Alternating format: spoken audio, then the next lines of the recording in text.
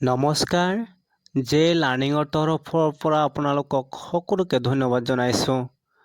মাধৱদেৱৰ বিষয়ে যিমান পাৰোঁ সিমান চমুকৈ আলোচনা কৰাৰ কাৰণে চেষ্টা কৰিম। নিশ্চয় আপোনালোকে চাব। মাধৱদেৱৰ জন্ম হৈছিল 1489 চনত লখিমপুৰত। মৃত্যু হৈছিল 1596 চনত কোচবিহাৰত। মাধৱদেৱৰ কিছুমান ৰচনা আছিলে। ৰচনাসমূহ হ'ল আদিকাণ্ড, ৰাজসুই কাব্য, নামঘোষা।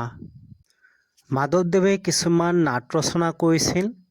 তাৰে কেইটামান তলত দিয়া হ'ল চোৰ ধৰা, পিম্পৰা গুচোৱা, দধিমথন যাত্ৰা বা অৰ্জুন বঞ্জন।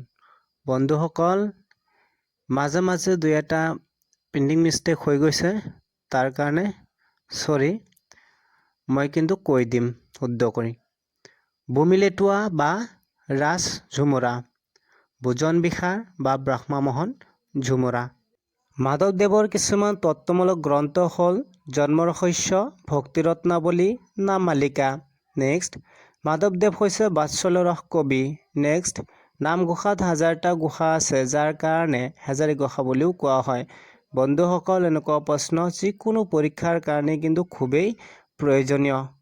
বন্ধুসকল, আপোনালোকে ইমান সময় ধৰি কষ্ট কৰি ভিডিঅ'খন চাই থকাৰ বাবে অশেষ ধন্যবাদ জনাইছোঁ।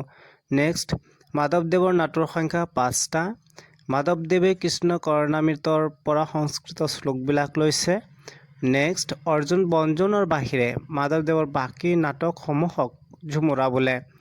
নেক্সট, গুৰু প্ৰতিমা মাধৱদেৱৰ।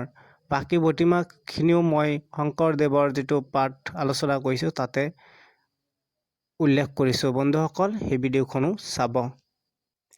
নেক্সট, গদ্যত ৰচিত হোৱা প্ৰথম চৰিত পুথিখনৰ নাম গুৰু চৰিত কথা। নেক্সট, ভূষণ শৰণ মাধৱদেৱৰ ৰচনা। নেক্সট, হিন্দী কবি সুৰদাসক অসমৰ মাধৱদেৱৰ লগত তুলনা কৰা হয়।